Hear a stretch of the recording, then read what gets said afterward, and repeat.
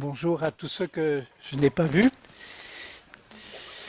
Alors, je vous propose ce matin, non pas d'aller faire un tour sur un lieu de villégiature, encore que nous allons nous aventurer sur des terres lointaines, dans la Turquie d'aujourd'hui. Avec qui? Eh bien, avec l'apôtre Pierre.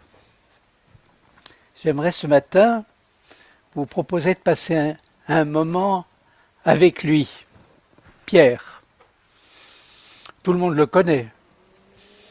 Pierre, un des 12, l'apôtre, Saint Pierre. Pas pour parcourir sa biographie, son parcours de vie, mais plutôt pour écouter les conseils et les encouragements qu'il adresse dans sa première lettre à des chrétiens éparpillés sur un vaste territoire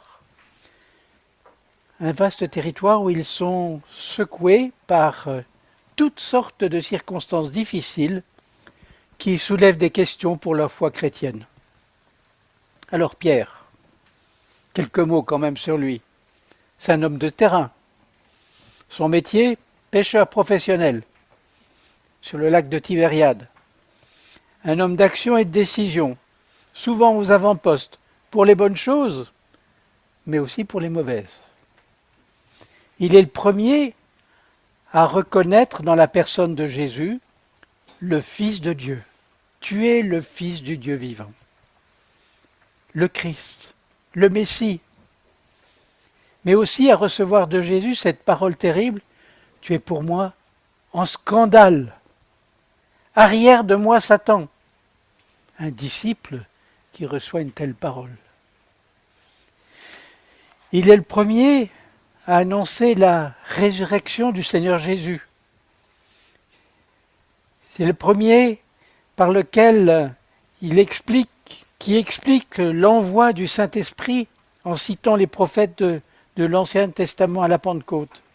Le premier à conduire les premiers pas de l'Église de Jérusalem, après avoir renié son maître, après avoir menti, après avoir été lâche.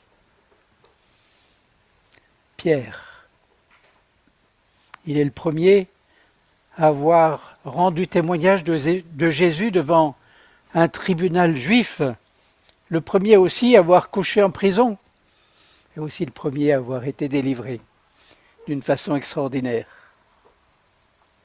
Alors que ces juges disaient de lui, mais lui et Jean, qui étaient tous les deux en prison ensemble, c'étaient des hommes sans instruction, des hommes du peuple. Voilà, c'est cet homme-là à qui Jésus va dire, dans le dernier entretien qui nous est rapporté dans l'évangile de Jean, tu vois, Pierre, occupe-toi de mes brebis. Occupe-toi de mes agneaux. Donne-leur de la nourriture. Voilà. Ce que fait la grâce de Dieu dans un homme. Cet homme-là, Pierre, avec une seule condition, aimer et suivre le Seigneur Jésus. Vous rappelez que dans le chapitre 21 de l'évangile de Jean, le Seigneur lui pose 3 fois la question, Pierre, m'aimes-tu? Suis-moi. Laisse les autres, t'occupe pas d'eux, suis-moi toi. Alors c'est cet homme-là qui va écrire cette lettre, et une des 2 lettres qu'il nous a laissées dans le Nouveau Testament. Alors, peut-être Michel peut-il m'envoyer le premier verset? Pierre, apôtre de Jésus-Christ, salue ceux que Dieu a choisis et qui vivent en hôtes de passage dispersés dans les provinces du Pont, de Galatie, de Cappadoce, d'Asie et de Bithynie. Dieu le Père vous a choisi d'avance conformément à son plan, et vous lui avez été consacrés par l'Esprit pour obéir à Jésus-Christ et être purifiés par l'aspersion de son sang. Que la grâce et la paix vous soient abondamment accordées. D'autres versions disent soit vous soient multipliées. Pourquoi Pierre va-t-il écrire cette lettre? Il ne l'adresse pas à une église particulière, comme Paul. On a lu Éphésiens, on a eu Philippiens ce matin. Paul adressait une lettre particulière à des chrétiens qui vivaient dans un lieu particulier, dans une église particulière. Il n'a pas spécialement visité ces régions, ces contrées. Où sont ces contrées? Dans la Turquie d'aujourd'hui, entre la mer Noire, des provinces vers le nord de la Turquie en face de la Russie, et des provinces de l'ouest en face de la Grèce, de l'autre côté de la mer Égée. Pourquoi écrit-il cette lettre? Qu'est-ce qui le motive? Eh bien, il nous le dit, mais tout à la fin de la lettre, et nous allons lire le chapitre 5, le verset 12, si Michel veut bien me les envoyer.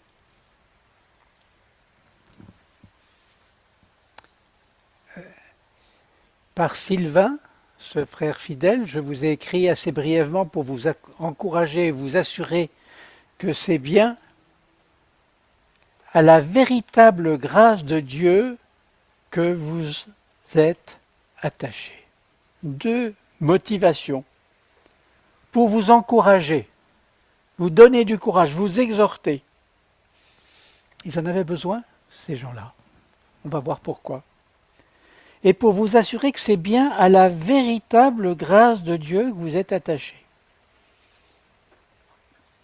Je ne sais pas si vous êtes comme moi, mais ce que nous vivons, ce que nous voyons autour de nous, toutes les annonces qui nous sont faites pour l'avenir, le climat, les canicules, les réserves en eau, les conflits économiques, les pénuries, les guerres de rébellion, de conquête territoriale, les conflits ethniques, religieux, les dictatures, les ambitions des uns et des autres, toujours nouvelles. Tout cela ne sape-t-il pas notre joie, notre paix, notre capacité à vivre avec espérance? Besoin de courage? Besoin d'être sûr du chemin que nous suivons? Et si c'est bien celui que Dieu a prévu? Alors, si on regarde tous ces habitants sur ce vaste territoire, sur des centaines et des centaines de kilomètres de l'est à l'ouest, on est frappé d'une chose. Mon seul but aujourd'hui, c'est de vous donner envie de lire cette lettre. C'est pour ça que je vous citerai beaucoup de textes et j'espère que vous les reprendrez vous-même. Si je regarde cette lettre du premier au dernier verset, je vois qu'ils d'abord ils sont dispersés, étrangers.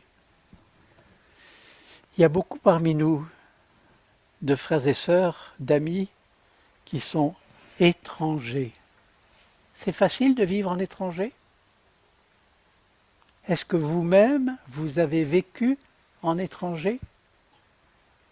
Étranger par la langue, par la nourriture, par le climat, par les habitudes, par le rythme de vie. Étrangers. Ils sont étrangers et dispersés. Et ça, il nous le dit dès le premier verset. Étrangers et voyageurs, littéralement immigrants. Voilà des gens qui venaient d'ailleurs. La Galatie, par exemple, les historiens disent que très probablement, ce sont des tribus gauloises qui sont arrivées là-bas. Vous voyez le chemin? La Gaule, on connaît, hein? On a appris ça à l'école primaire, nos ancêtres les Gaulois. Hein? Là-bas, en Turquie, quel chemin? Étrangers et voyageurs, immigrants. des résidents temporaires, nous disent d'autres versions. Étrangers et dispersés. On aime bien, quand on est étranger, se regrouper, serrer les coudes et retrouver ensemble, justement, quelque chose de notre foyer d'origine. Mais là, ils sont dispersés. Et puis on apprend, en continuant dans la lecture, qu'ils sont calomniés, qu'ils souffrent injustement, de façon imméritée, qu'ils souffrent pour la justice. Verset 12 du chapitre 4, nous disons « dans la fournaise de l'épreuve, dans le feu de la souffrance ». Et qu'ils sont sensibles à ceux qui sont outragés pour le nom de Christ, c'est-à-dire qu'il y a des persécutions religieuses. Ils partagent les souffrances des chrétiens dans le monde. Quand vous recevez les bulletins de portes ouvertes ou que vous lisez des rapports, vous frissonnez, moi aussi.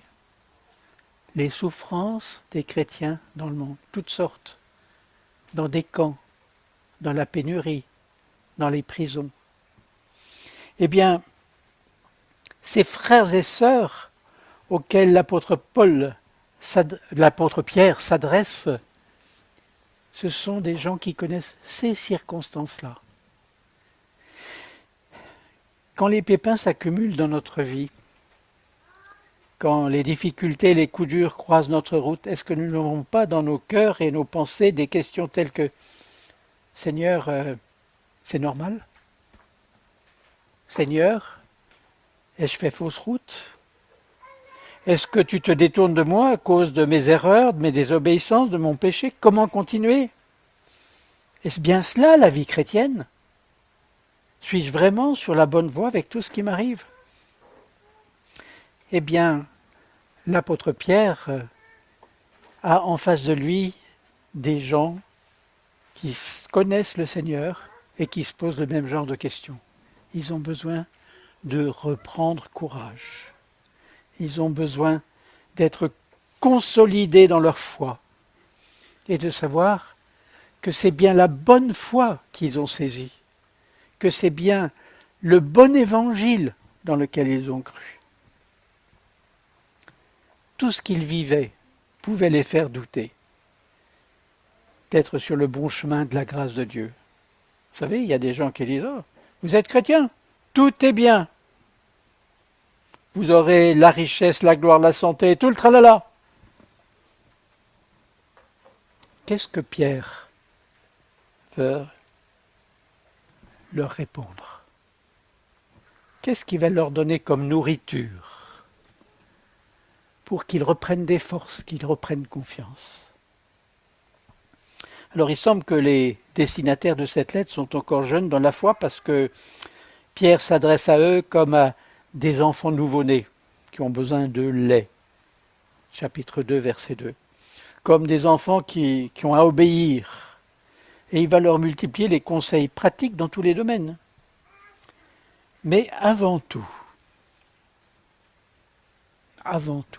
qu'est-ce qu'il va leur rappeler? Ce que Dieu a fait pour eux. Vous avez vu le premier verset qu'on a lu? Les deux premiers versets? Dieu a un plan pour vous. Un projet, un dessein. Et il les a choisis. Il les a élus pour les sauver. Vous n'êtes pas des électrons libres perdus dans la nature. Vous êtes des gens que Dieu connaît, pour lesquels il a un plan et qu'il a choisi pour vous conduire au salut. C'est confirmé. Dès avant la fondation du monde, Dieu avait choisi Christ pour agir en votre faveur. Oh. Pour Dieu, vous n'êtes pas des étrangers. Vous êtes des gens qu'il connaît et pour lesquels il a un plan. J'espère que chacun d'entre vous a reconnu dans sa vie que Dieu avait quelque chose en réserve pour lui, avait un plan pour lui, et que Jésus était venu pour lui, en sa faveur. Et Pierre de rappeler la vie et l'œuvre unique de Jésus en leur faveur. Il a versé son sang, étant le sacrifice parfait qui pouvait couvrir le péché des hommes. Ils ont bénéficié de l'aspersion de son sang. C'était un rappel de ce qui se passait avec les sacrifices de l'Ancien Testament. On sacrifiait un animal dont le sang était projeté sur l'autel, sur les personnes, sur les prêtres, pour les couvrir de la colère de Dieu, pour leur dire Dieu a vu ce sacrifice et il vous fait grâce, il vous pardonne. Chapitre 3, verset 18. Il a souffert la mort pour les péchés, une fois pour toutes. Lui, l'innocent, il est mort pour les coupables, afin de vous conduire à Dieu. Il a été mis à mort dans son corps, comme on l'a rappelé avec Philippiens 2. Il a été mis à mort dans son corps, mais il a été ramené à la vie par l'Esprit. Christ a souffert dans son corps. Et puis, Pierre le rappelle aussi, il est ressuscité. Il est ressuscité. Il a reçu la gloire. Verset 21 du chapitre 3, vous êtes sauvés. Tout cela est possible grâce à la résurrection de Jésus-Christ, qui depuis son ascension siège à la droite de Dieu. Et puis, il le rappelle aussi dès le premier chapitre, il a préparé pour nous un héritage. Vous n'êtes pas des pauvres abandonnés, vous avez un héritage. Peut-être que vous ne le savez pas, mais il y a un héritage. Et il est inattaquable, hors d'atteinte. Personne ne peut vous le prendre. Il est dans le ciel. On ne peut pas le faire rouiller. Il n'est pas atteint par les bestioles, par la rouille. Vous avez un héritage. Il le tient en réserve pour vous dans les cieux. Il le dit dès le verset 4 du chapitre 1. Et puis encore, il reviendra. Il réapparaîtra. Il paraîtra dans toute sa gloire. C'est rappelé plusieurs fois. Versets 7 et 13 du premier chapitre. Verset 13 du chapitre 4. Il paraîtra dans toute sa gloire. Et vous êtes appelés à connaître sa gloire éternelle dans l'union avec lui, avec Jésus-Christ. Pierre leur rappelle ainsi que leur salut est l'œuvre de Dieu en Jésus-Christ, qu'il est complet, qu'il va jusqu'au bout, et que lorsqu'ils ont été sauvés, ils ont reçu pour vocation d'obéir, de suivre Jésus-Christ. Il le dit dès le verset 2. Vous êtes là, vous avez été sauvés pour obéir à Jésus-Christ, pour le suivre. Pierre le rappelle que le plan de Dieu couvre leur vie de A jusqu'à Z. Ils sont gardés par sa puissance jusqu'à la fin. Voilà des gens qui doutent. Voilà des gens qui sont faibles, qui se posent des tas de questions. Et puis elle leur dit, mais Dieu vous gardera jusqu'à la fin. Vous avez besoin de cette assurance? J'en ai besoin. Mais, deuxième temps, Pierre leur décrit aussi particulièrement Jésus comme celui qui a souffert. Alors tout le monde parle de la souffrance et de la douleur, de la croix. Mais il n'y a pas que ça. Il y a le rejet de la part des hommes. Il y a les tentatives pour le lapider, pour le rejeter sous toutes ses formes, dans sa doctrine, dans sa personne, dans ses œuvres, jusqu'à lui dire Tu es animé par l'ennemi. Tu es poussé par Satan. Lui, Jésus. Jésus, celui qui a souffert. Le rejet de la part des hommes. Et dont Pierre nous rappelle aussi, lui aussi, il avait été choisi. Lui aussi avait été élu. Dès avant la fondation du monde. Jésus, comme vous, a été choisi par Dieu. Et il le donne en exemple. Et il nous cite aussi ces passages de l'Ancien Testament où Jésus est annoncé et comparé à une pierre de base, une pierre fondamentale, une pierre sur laquelle on peut construire. Et il dit, elle a été choisie par Dieu, elle était précieuse à ses yeux. Qui peut être plus précieux aux yeux de Dieu que son Fils? Et vous vous souvenez que, à 2 reprises dans l'évangile de Matthieu, la voix de Dieu s'est fait entendre au moment de son baptême et de la transfiguration. Celui-ci est mon Fils bien-aimé, précieux, de grande valeur, le Fils bien-aimé. Et Pierre le donne en exemple, en modèle. Vous souffrez? Christ aussi a souffert pour vous, vous laissant un exemple pour que vous suiviez ses traces.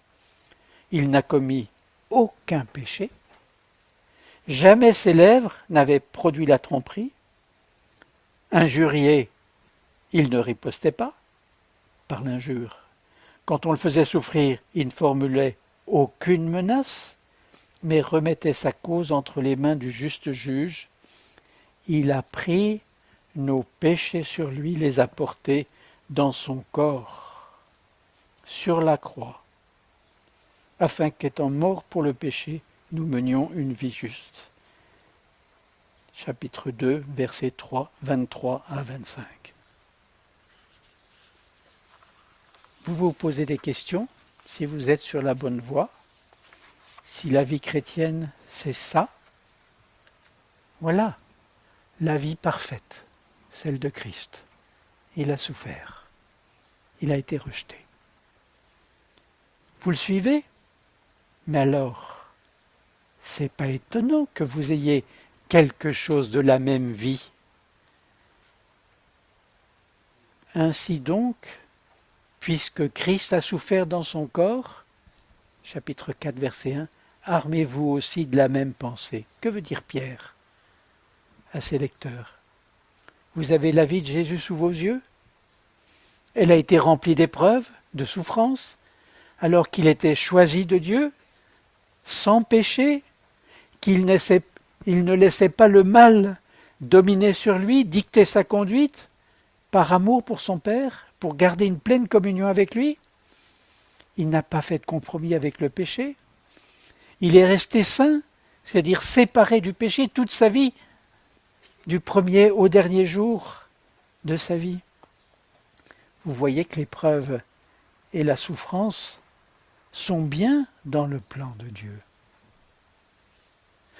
Et si vous devez la subir, avec toutes les injustices qui vont avec, vous suivez en fait le même chemin que votre Sauveur, votre Seigneur, le bien-aimé de Dieu. Et vous vous croyez rejeté? Non. Non. Vous êtes assimilé à Christ si vous le suivez. Vous êtes sur le même chemin que lui. Quelle consolation, quel réconfort, quel encouragement. Et l'Épître aux Hébreux nous dira, puisqu'il a lui-même été éprouvé dans ce qu'il a souffert, il peut secourir ceux qui sont éprouvés. La communion avec Jésus, le crucifié, le ressuscité, le souffrant, l'injurié, le calomnié. Nourrissez-vous de son exemple, de ses pensées, de ses façons d'agir face au mal, face aux tentations, face aux attaques de ses ennemis. qui vont nous entraîner à de mauvaises réactions si facilement. Comment réagissons-nous? Par la colère? Par l'esprit de vengeance? Par la violence? Par le rejet? Par la rébellion? Ça, c'est notre mouvement naturel. Jésus n'a eu aucun de ceux-là. Et ce qu'il veut mettre dans notre cœur, c'est le calme, la paix, la bénédiction, l'amour. Aimez vos ennemis. Voilà le chemin qu'il nous indique. Voilà le chemin à suivre. Vous vous rappelez ces deux disciples du Seigneur? Seigneur, dans ce village, ils ne nous reçoivent pas. Fais tomber la foudre sur eux. Ils sont surnommés dans l'Évangile les fils du tonnerre. Et qu'est-ce que Jésus leur répond? Pas question. Vous ne savez pas de quels sentiments vous êtes animés? Ce n'est pas les miens.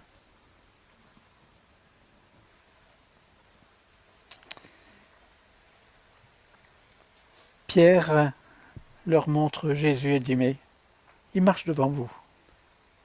Il peut comprendre. Il sait. Il a vécu cela.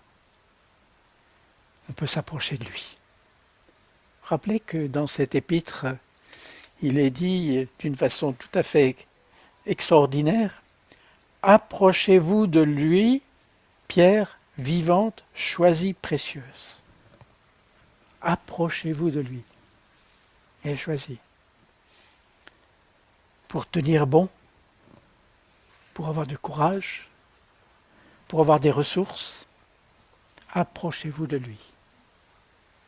Lui, il sait, il a vécu, il connaît. Nourrissez-vous de son exemple, de ses pensées. Et puis Pierre va encore leur montrer quelque chose. Il va leur expliquer que ces épreuves, qui font partie du plan de Dieu, ne sont pas des souffrances inutiles et gratuites. Elles servent, nous dit-il, à éprouver la valeur de votre foi. Chapitre 1, verset 7.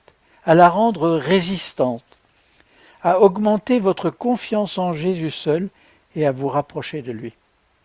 Vous savez, quand vous achetez une voiture, les spécialistes vous disent elle a subi un crash test, elle résiste à toutes sortes d'accidents, devant, derrière, sur le toit, crash test.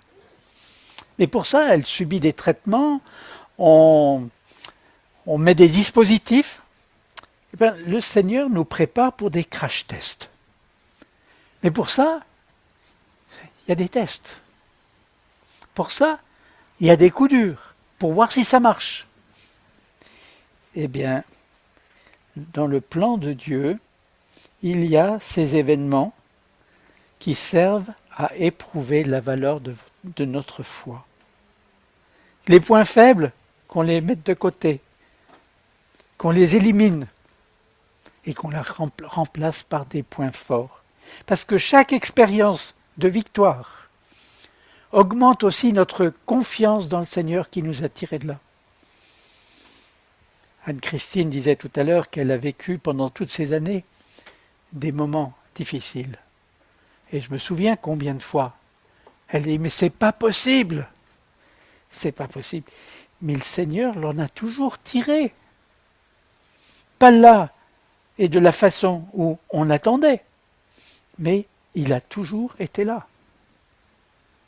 Parce qu'il ne permet pas que nous soyons tentés, éprouvés au-delà de nos capacités, qu'il connaît lui. Mais il veut renforcer notre foi, notre confiance en lui. Quand c'est difficile,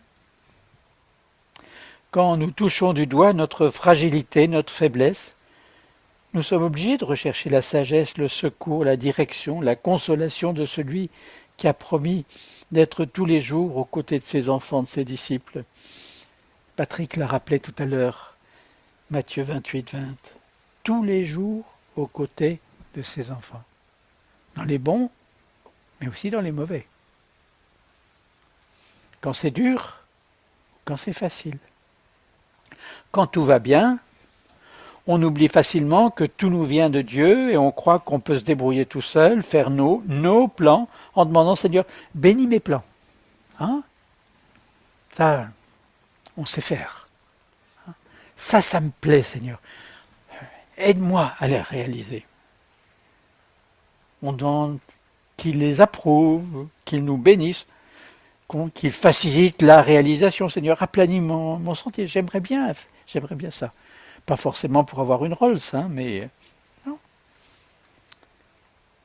Mais quand c'est difficile,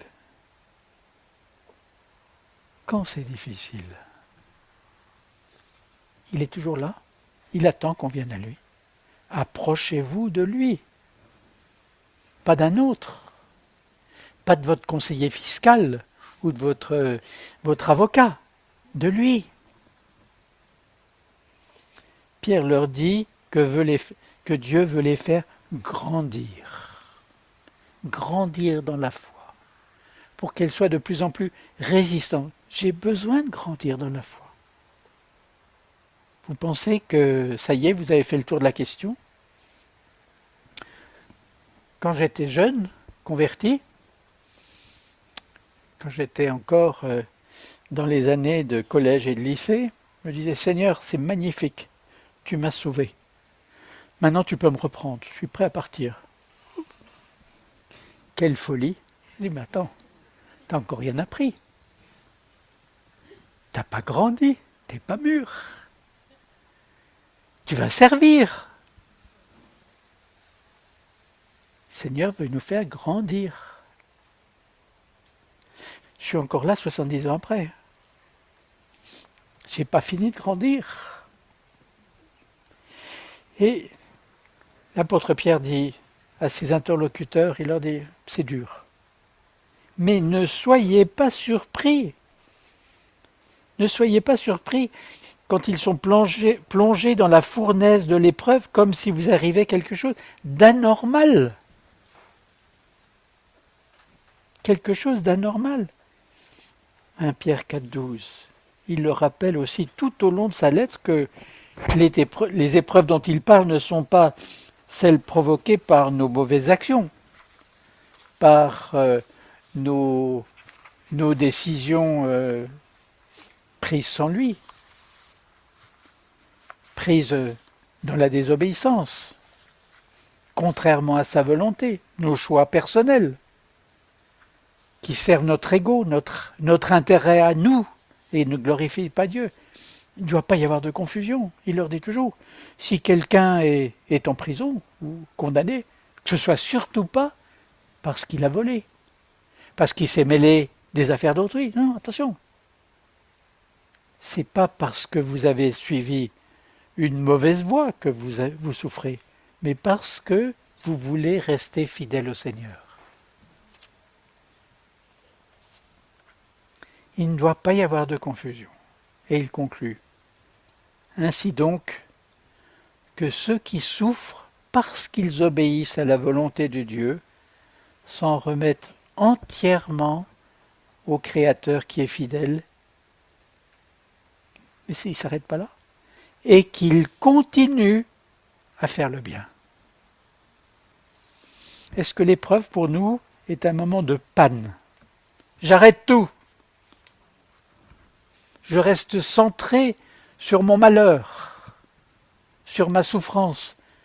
Ou bien, comme il est écrit ici, je continue à faire le bien. On est tenté de dire, Seigneur, j'en peux plus. Je ne peux pas aller plus loin.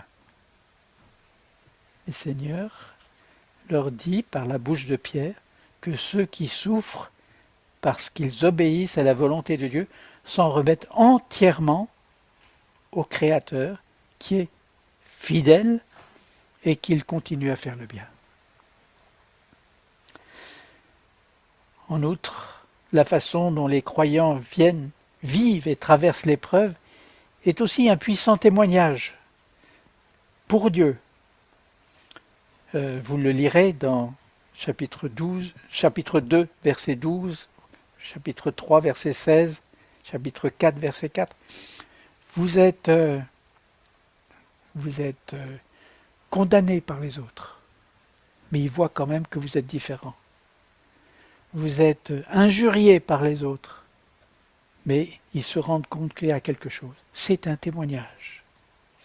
Vous savez, là encore, Jésus a servi de précurseur sur la croix, au maximum de la souffrance.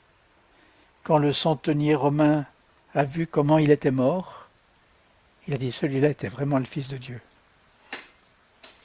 Quand Paul a gardé les habits d'Étienne qu'on était en train de lapider, il a été marqué par ce spectacle. Et c'est certainement quelque chose qui a déjà créé des failles dans son esprit, parce qu'il le rappelle plusieurs fois dans son témoignage. J'étais avec ceux qui lapidaient Étienne. J'ai gardé ses vêtements. Et cela était déjà une façon dont le Seigneur travaillait sa vie pour l'abattre dans son orgueil, pour l'abattre dans sa sécurité, et lui révéler qu'il avait besoin d'un sauveur et d'un Seigneur.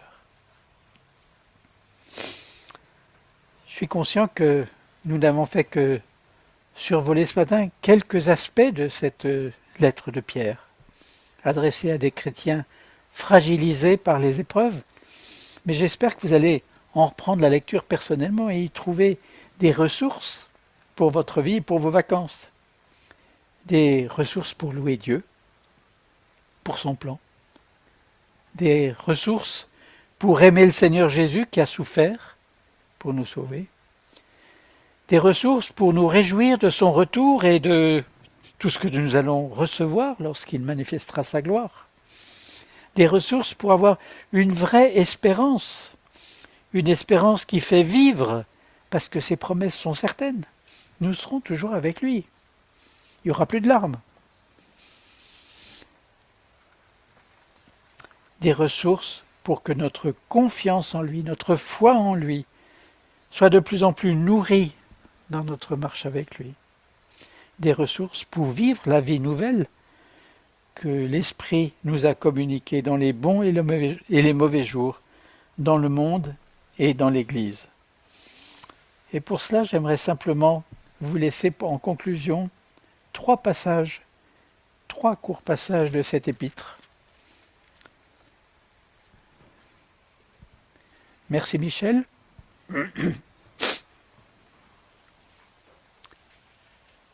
Chapitre 1, verset 22. Par votre obéissance à la vérité, vous avez purifié votre être afin d'aimer sincèrement vos frères.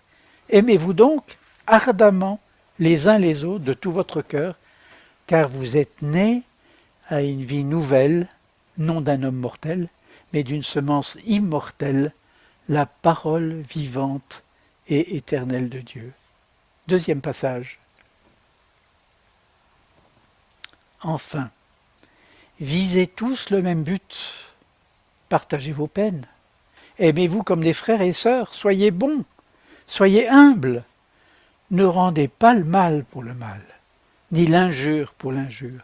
Répondez au contraire par la bénédiction, car c'est à cela que vous avez été appelés, afin de recevoir vous-même la bénédiction. Et dernier passage. La fin de toute chose est proche. Ce n'est pas quelque chose qu'il faut oublier. La fin de toute chose est proche. Il y a une issue, il y a un terme que le Seigneur a donné. Menez donc une vie équilibrée et ne vous laissez pas distraire afin d'être disponible pour prier. Avant tout, aimez-vous ardemment les uns les autres car l'amour pardonne un grand nombre de péchés. Au boulot? En route? En marche? ne nous appesantissons pas sur nos moments difficiles, mais disons Seigneur, tu es avec nous, nous voulons continuer avec toi et tu es fidèle.